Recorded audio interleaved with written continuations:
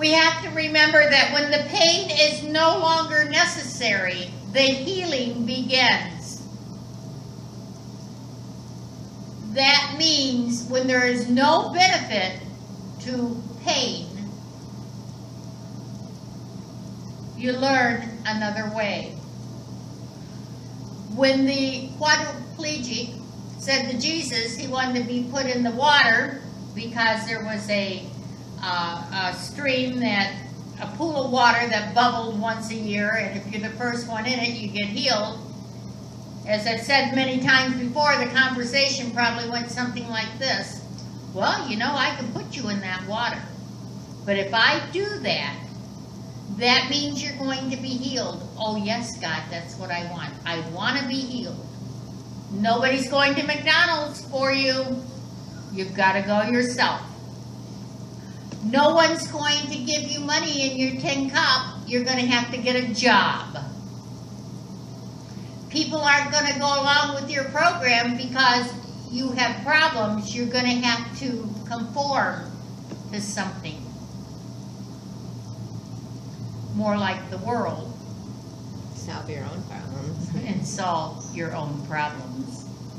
So when pain no longer serves you, you begin to heal. We have a friend that doesn't like to drive. And we've got a nice quarterly coming up, or actually it's a convention, and she doesn't really want to drive, and she's tried a lot of angles to get somebody else to take her. She's going to drive. Because nobody's doing it for her. There's no reason for it any longer. There was a time she was sick and she needed help, but she's not there anymore. You will never change your life until you change something you do daily. Your daily routine is your most important thing that you can do for God, because that is what's going to carry you in the bad times. You still have to get up, you still have to shower, you still have to do your dishes, you still have to feed the dog, you still have to pray. Those are the things that are going to get you through one day to the next until you feel better. Because the secret of your future is hidden in your daily routine. If you do good things in your daily routine, the secret of your future will be pretty good. If you decide you're going to get up and you're going to drink, go back to bed because you're oblivious, what does your future look like? You want to practice good habits so that tomorrow will be good. Teachers and all of us know that what you hear over and over and over again, you eventually believe.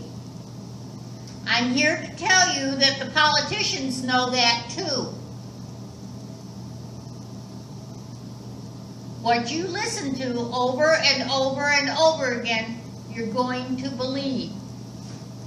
So be mindful of that. Think for yourself. What happens in your mind will happen in time. So you and I have to learn that mind management is our first priority. What you think about, what you daydream about, what you hope about, what you pray about, what you're looking at, what you immerse your emotions in your mind is going to come to pass. One of the most important things you can do is name things because they demystify them. It puts them in a category and that might have its own problems.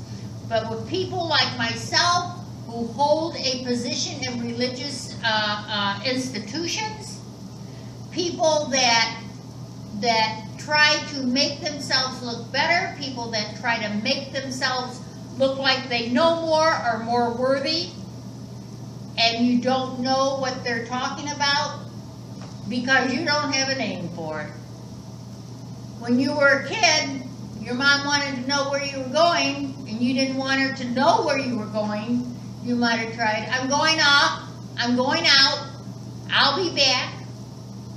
Mom still doesn't know where you're going because you're creating a mystery because you don't want them to know. that makes you special. Anybody in the field of religion or spirituality that tries to make themselves special and has to do special techniques to do something for you, whether it's a reading, whether it's getting up and talking to you, think about it.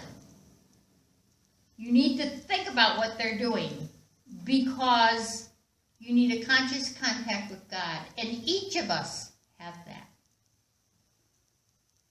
Stress is a state of mind that makes us believe that everything is an emergency. If you don't get the things done that you need to do, you might be very stressful about how you're going to get it all done.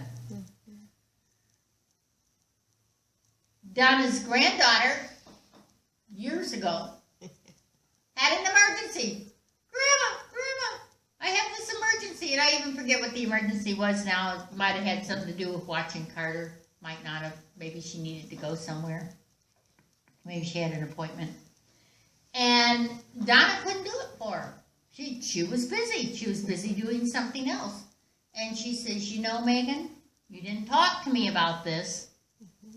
And your emergency doesn't constitute an emergency for me.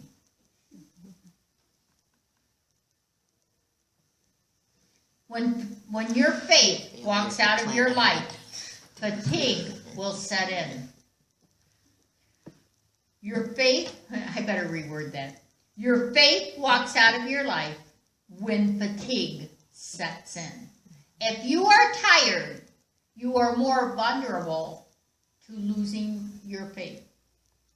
Your faith is designed to carry you, and when you lose that, you are probably heavy laden and tired. Fatigue can be extremely costly for all of us.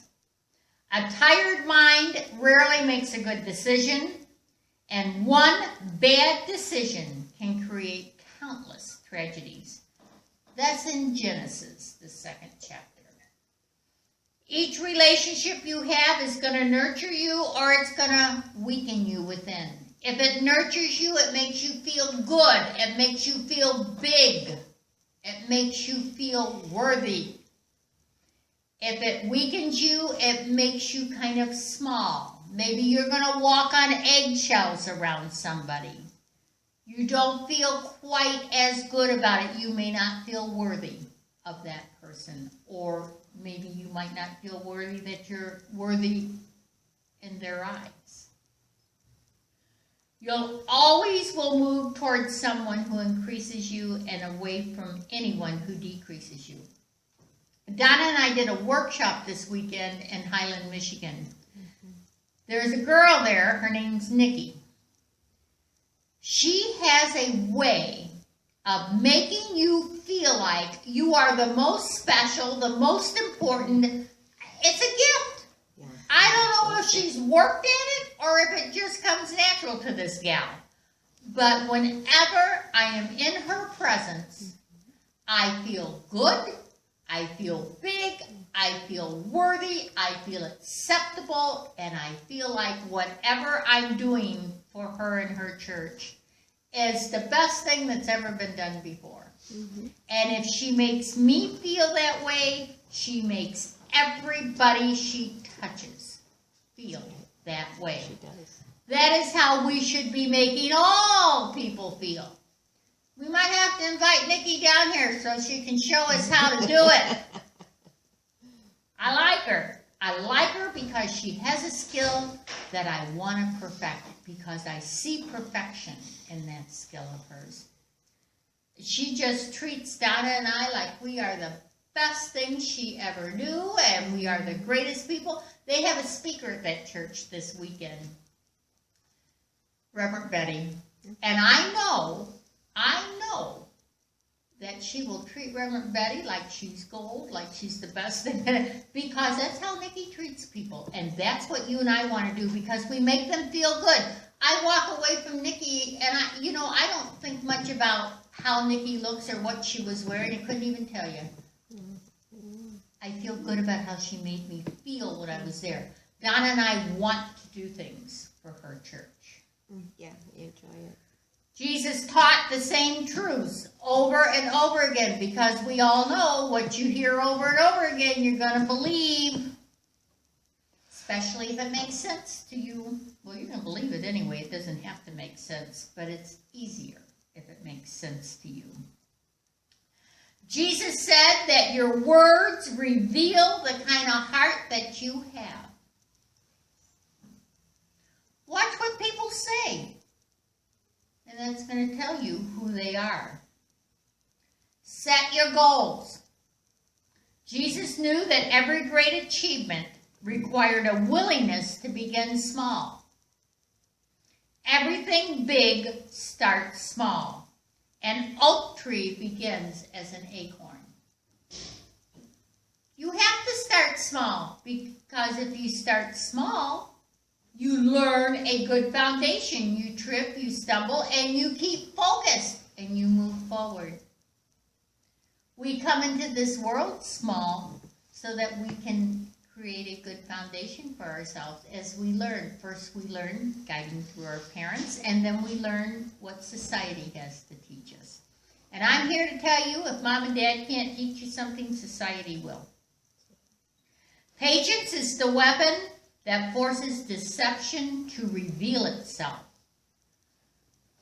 When you know something isn't right, be patient. It may take a while, and it's not going to come in your time, generally, but you're going to figure it out, because it will reveal itself. Back in the olden days, now Sadie, you're a little too young for this. She has her own set of olden. But back in the olden days, our mothers and my grandmother, might have been your mother or grandmother, would say, everything rises to the top. Yeah. Just be patient, everything rises to the top. That's how the older people said it. Don't ever stay where you are not valued. That is a place that God has not assigned to you. If you are in a relationship, if you are in a place where people don't value you, get out. God did not send you there. You are talking to the wrong spirit, I'm here to tell you, because you're going to feel okay. Jesus was not valued in his hometown, Nazareth. Jesus kicked the dust off his heels and continued to walk. Jesus was considered the child of Mary in his town. He was not valued because they considered him a child who did not have a father. And that was a huge crime back in Jesus' time. He knew what it was for people to throw a reputation on him. Never tolerate strife. Strife will not go away voluntarily. You have to confront it. You will never correct what you are not willing to confront. Relationships are torn apart at a basic level of strife because people won't confront it because of fear of how the other person is going to take it. So 10 years down the road, you're in the middle of this bitter divorce that maybe could have been handled one problem at a time. Always name rebellion for what it is. Learn to pinpoint rebellion. Learn to identify the problem. That is a skill that you have to work at. You can have two people in a conflict and you may not know what the problem is. You have to hear it, the unspoken word. You have to be able to identify the problem. So remember, no matter what your problem, God is still the answer. And if you trust in your Heavenly Father, He'll never let you down. God bless you.